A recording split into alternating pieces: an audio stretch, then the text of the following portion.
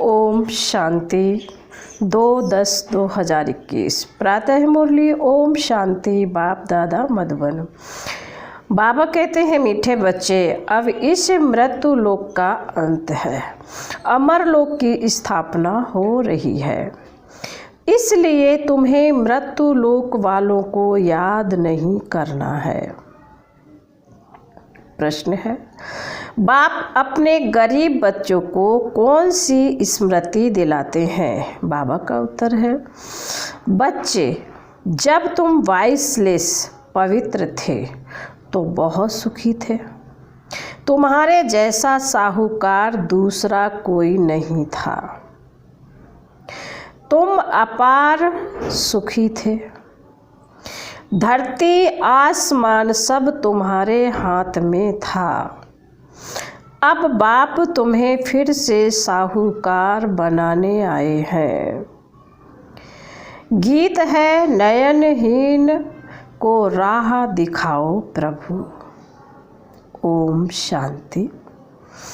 मीठे मीठे रूहानी बच्चों, आत्माओं ने गीत सुना। किसने कहा? आत्माओं के रूहानी बाप ने। रूहानी बाप को रूहानी बच्चों ने कहा, बाबा, उनको ईश्वर भी कहा जाता है, पिता भी कहा जाता है। कौन सा पिता? परम पिता। बाप है दो, एक लौकिक, दूसरा पारलौकिक। लौकिक बाप के बच्चे पारलौकिक बाप को पुकारते हैं, हे बाबा। बाबा का नाम शिव है, वह शिव निराकारी पूजा जाता है। उनको कहा जाता है सुप्रीम फादर। लौकिक बाप को सुप्रीम नहीं कहा जाता है। ऊंच ते ऊंच सभी आत्माओं का बाप एक ही है। सभी जीव आत्माएं उस बाप को याद करती हैं। आत्माएं ये भूल गई हैं कि हमारा बाप कौन है। पुकारते हैं, ओ गॉड फादर, हम नयनहीन को नयन दो, तो हम अपने बाप को पहचाने। भक्ति मार्ग में हम अंधे बन ठोकरें खाते रहते हैं। बाबा कहते हैं, अब इन ठोकरों से छुड़ाओ।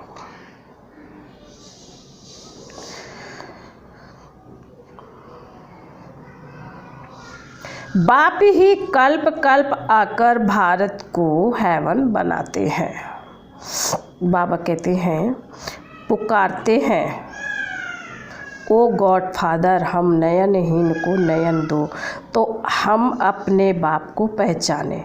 भक्ति मार्ग में हम अंधे बन ठोकरे खाते रहते हैं। अब इन ठोकरों से छुड़ाओ। बाप ही कल्प कल्प आकर भारत को हेवन बनाते हैं। अब कलयुग है, सतयुग आने वाला है। कलयुग और सतयुग के बीच को संगम कहा जाता है।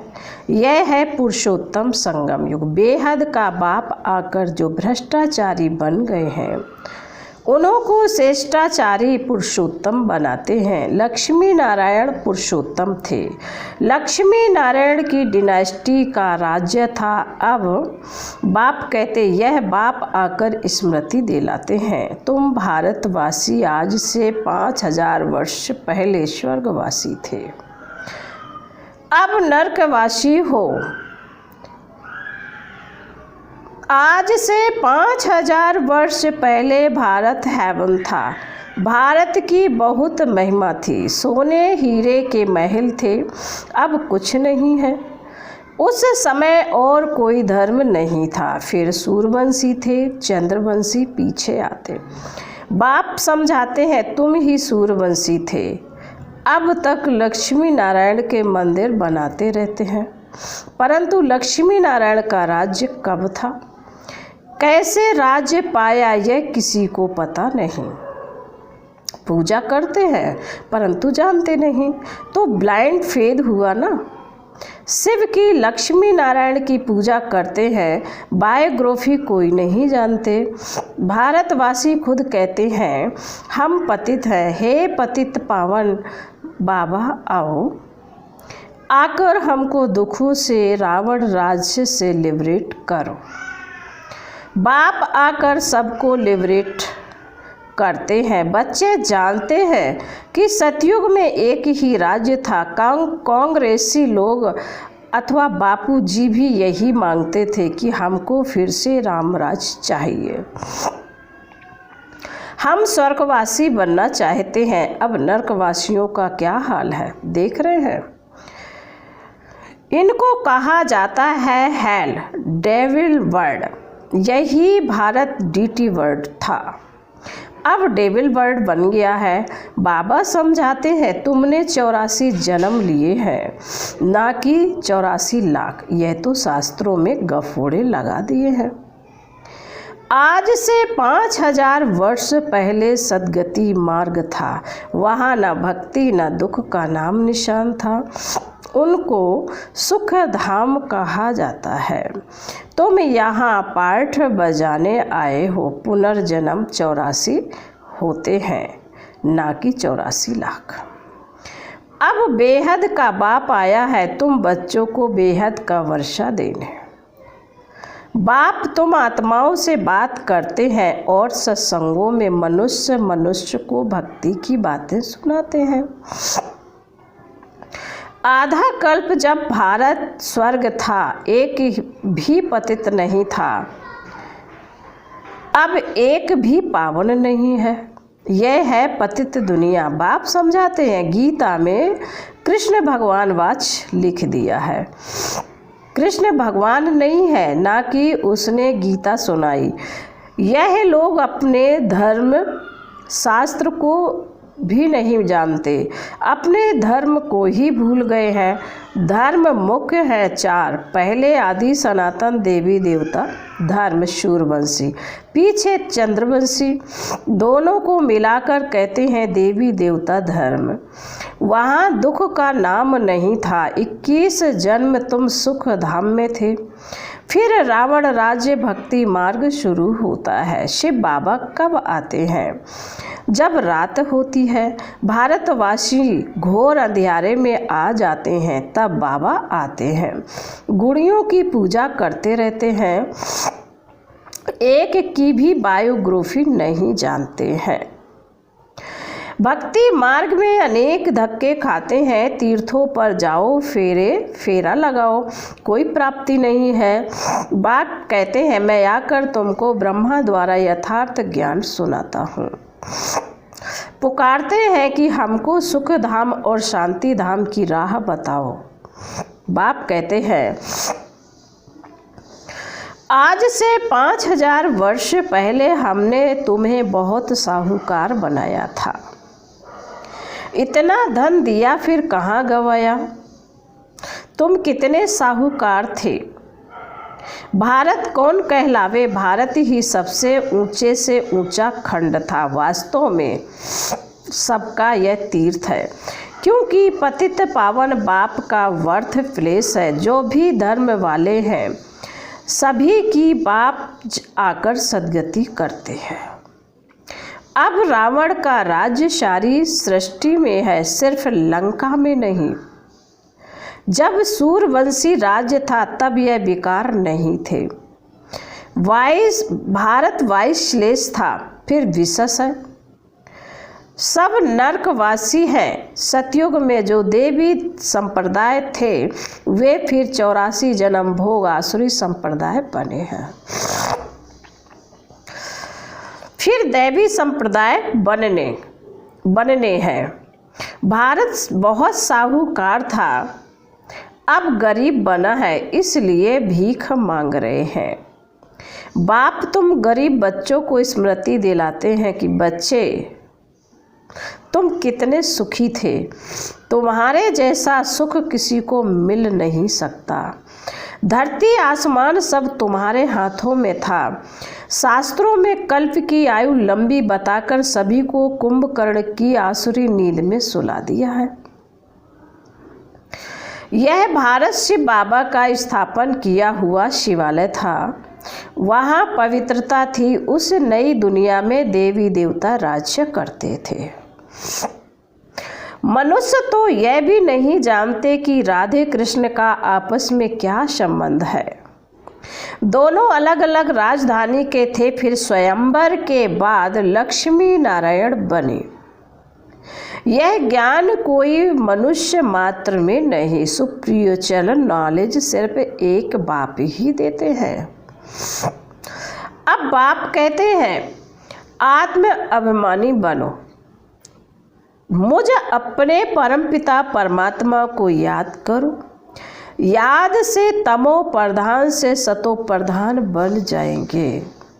तुम यहाँ आते हो मनुष्य से देवता अथवा पति से पावन बनने।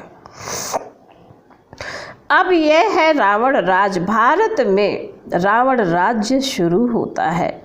सब भक्ति करने वाले रावण के पंजे में है। सारी दुनिया 5 विकारों रूपी रावण की कैद में है। शोक वाटिका है। बाप आकर सबको लिबरेट कर गाइड बन साथ ले जाते हैं। उसके लिए यह महाभारत लड़ाई है जो 5000 वर्ष पहले लगी थी। अब बाप फिर से स्वर्ग बना रहे हैं। ऐसे नहीं जिनको धन बहुत है वह स्वर्ग में है, अभी है ही नर्क। पतित पावन बाप को कहा जाता है, ना कि नदी को। यह सब है भक्ति मार्ग। यह बातें बाबा ही आकर समझाते हैं। अब यह तो जानते हो, एक है लौकिक बाप, दूसरा है पारलौकिक और तीसरा है अलौकिक।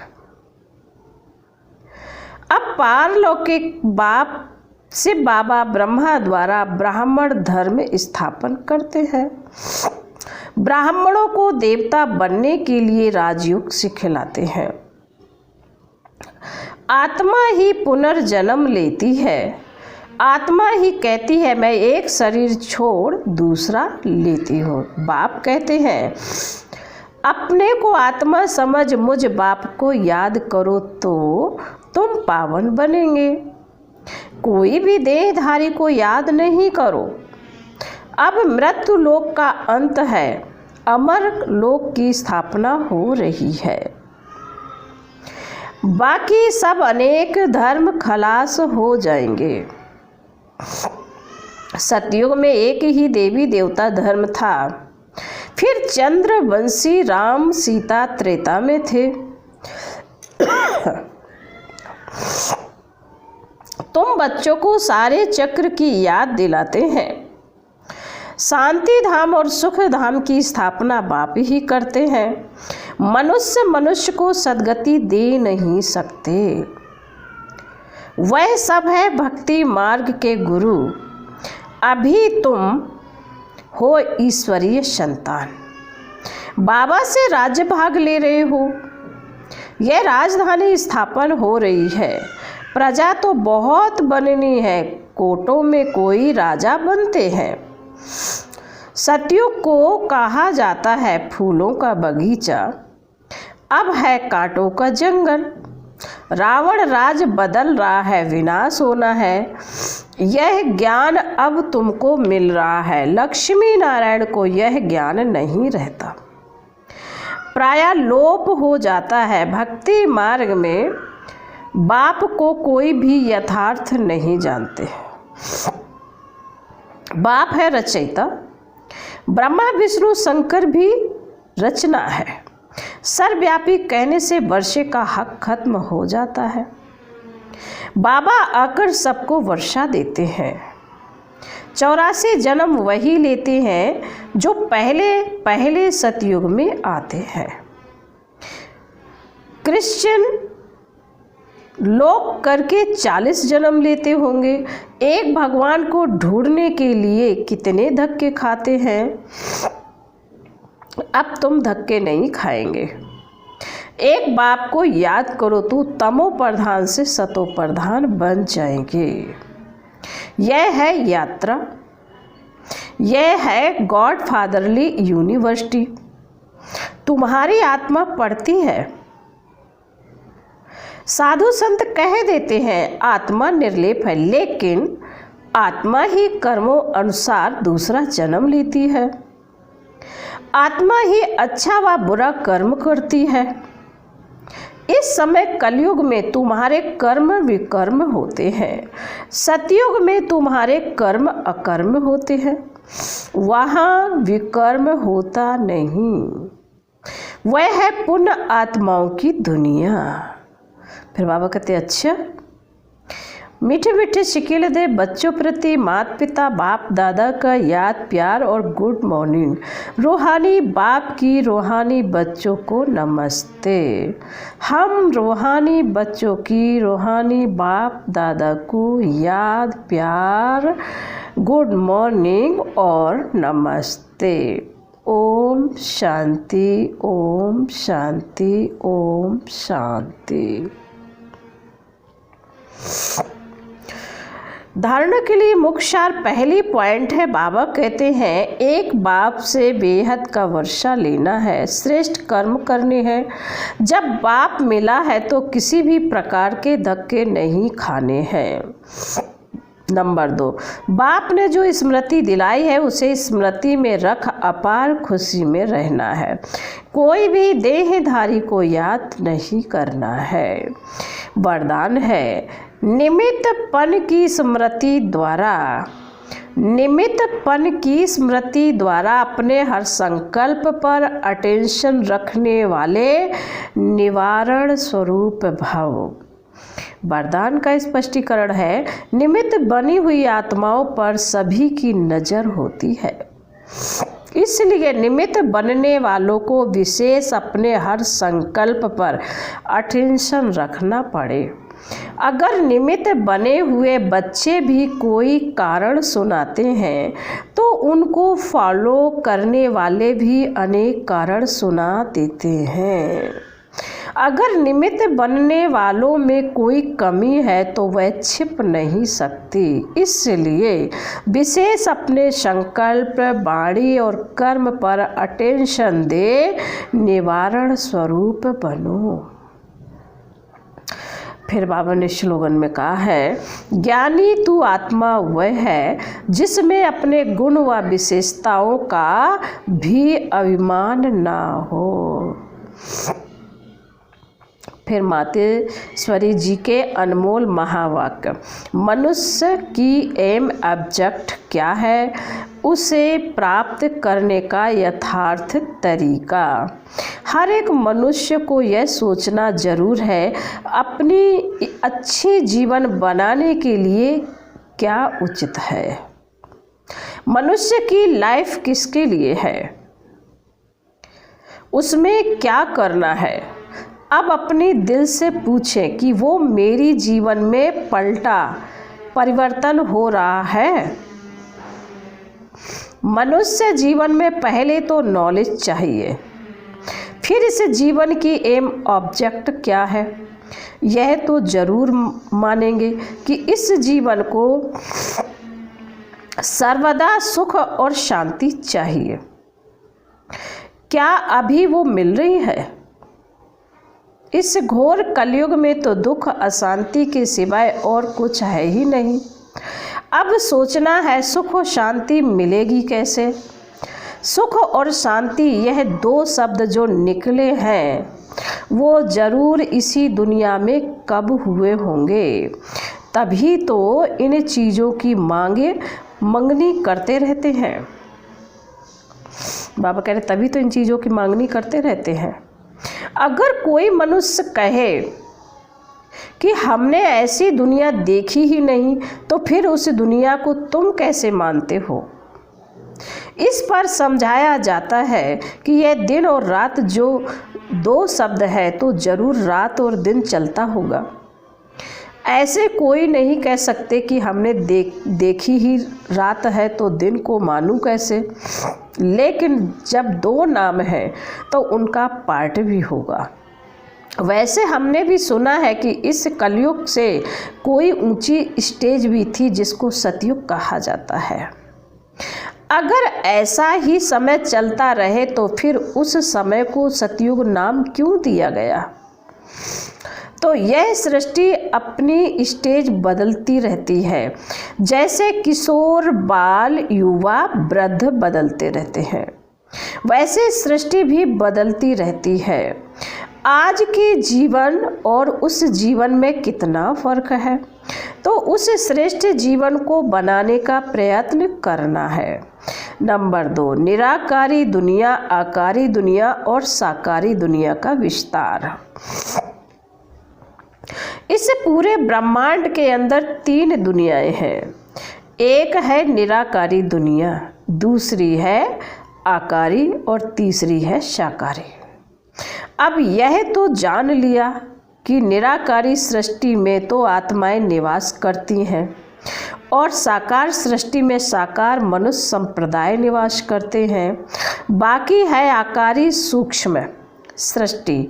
अब विचार चलता है, क्या यह आकारी सृष्टि सदा ही है या कुछ समय उसका पाठ चलता है?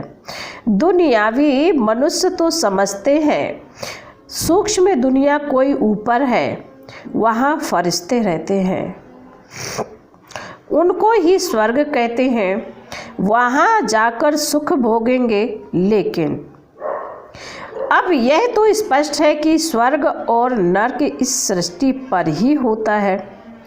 बाकी यह जो सूक्ष्म आकारी सृष्टि है, जहाँ शुद्ध आत्माओं का साक्षात्कार होता है,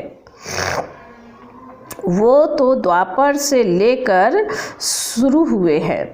जब भक्ति मार्ग शुरू होता है तो इससे सिद्ध है निराकार सृष्टि और साकार सृष्टि सदा है ही है। बाकी सूक्ष्म दुनिया सदा तो नहीं कहेंगे, उसमें भी खास ब्रह्मा विष्णु शंकर का साक्षात्कार इसी समय हमको होता है, क्योंकि इसी समय परमात्मा 3 कर्तव्य करने के लिए 3 रूप रचते हैं। अच्छा, ओम शांति।